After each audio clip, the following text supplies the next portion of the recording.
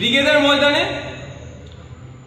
26 তারিখ ব্রিগেডের ময়দানে যাচ্ছে কি যাচ্ছে না এই নিয়ে একাধিক মানুষ প্রশ্ন করছে, জানতে চাইছে যে ভাইজান যাচ্ছেন কি যাচ্ছেন না। অবশ্যই আমি মনে করি এটা ক্লিয়ার করা একটু দরকার আছে। তার আগে আমি গুটি কয়েক কথা বলব। কেন্দ্র সরকারের এই নিয়ে আসা কালা কানুনের বিরুদ্ধে সর্বত্র গণতান্ত্রিক প্রক্রিয়ায় শান্তিপূর্ণভাবে প্রতিবাদ করে যেতে হবে। সুপ্রিম কোর্টে আমি আইনি, আমার মতো অনেকে আইনি লড়াই লড়ছেন। আগামী 5 তারিখ ডেট আছে।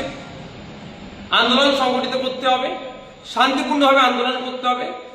আমরা এখানে যত আন্দোলন সংগঠিত করতে পারবো দিল্লিতে ইম্প্যাক্ট হবে।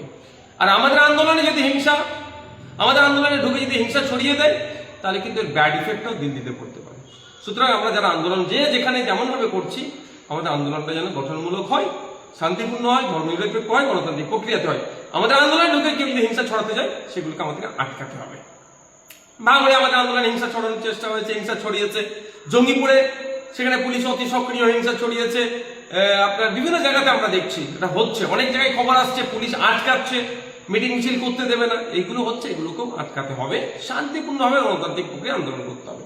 এখন আমার পক্ষে আমি যে উত্তরটা দিচ্ছি, ব্যাপারটা হচ্ছে অনেক সময় নিজেকে আগুনে পুরাতে হয় সমাজকে আলোকিত করার জন্য, অনেক সময় নিজেকে একটু গুটিয়ে নিতে হয় বৃহত্তর স্বার্থের জন্য।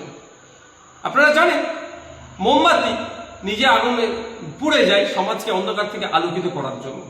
ব্যাপারটা হচ্ছে এখানে আমি যদি এখন ঘোষণা করি আমি ব্রিগেডে যাচ্ছি, আপনারা ইতিপূর্বে দেখেছেন যে জায়গায় আমরা মিটিং মিছিল করছি রাজ্য সরকার কিভাবে সেগুলোতে বাধা দিচ্ছে।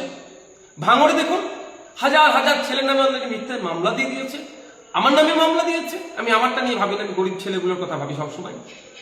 তো সুতরাং আমি যেখানে যদি ঘোষণা দিয়ে দিই তাহলে এই প্রোগ্রামের পারমিশন নিয়ে অনেক সমস্যা হবে। এটা আপনাদের বুঝতে হবে। বড় ভাইজানের প্রসঙ্গে আসি। বড় ভাইজান যে ক্ষোভের কথাটা বলেছেন, একজন দায়িত্বশীল লিডার হিসাবে তার কর্মী অপরাধের উপর অত্যাচার হচ্ছে, যে প্রসঙ্গতে তিনি আমাদের মিটিং মিছিল হচ্ছিল সেটা তো সবাই করছে, সেইভাবে রেডে করে উঠে সরকারকে প্রশ্ন করেনি, সেটা তিনি ক্ষোভের কথা বলেছেন। আর তার বক্তব্যতে তিনি একবারের জন্য বলেননি, অন্য কাউকে নিরুৎসাহী করেনি যে আপনি যাবেন না। তো আমি আবার ফিরে আসি আমার বলার বক্তব্যটাই।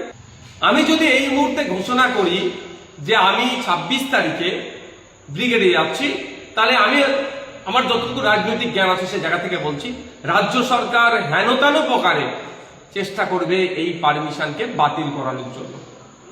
সেই জন্য একটু গুটিয়ে রেখেছি নিজেকে। অনেক প্রশ্ন আমার ভাইরা করছেন, উত্তর দেওয়া প্রয়োজন বোধ করছি বলে বলছি। শুধু একটা গল্প বলে আজকে আমার ভিডিওটি শেষ করব।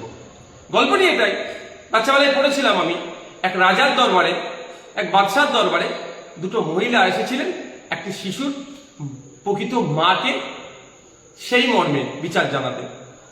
রাজা বা বাদশাহ দুজনের কথা শোনার পরে দুজনের কেউ যখনই মানছিলেন না সত্যটা কি আছে, তখন তিনি নির্দেশ দিলেন তাহলে বাচ্চাটিকে দুটুকরো করা হোক, করে দুটো মা যেহেতু দাবি করছে দুজনকে অর্ধেক অর্ধেক দিয়ে দেওয়া হোক। সেই সময় যে নকল মা যে বাচ্চার প্রতি ভালোবাসার কথা বলছিলেন যেটা আমার সন্তান, সে মাটি এগ্রি হয়ে গেলেন। কিন্তু আসল যিনি মা তিনি বললেন না না রাজামশাই বা বাদশাহ, যে আপনি বাচ্চাকে দুটুকরো করতে হবে না, ও বাচ্চাটা উনি নেননি, অন্তত জীবনে বেঁচে থাকবে। নিশ্চিতভাবে আমার গল্প ছাড়া একটা কথা বলুন, আপনারা বুঝতে পারছেন।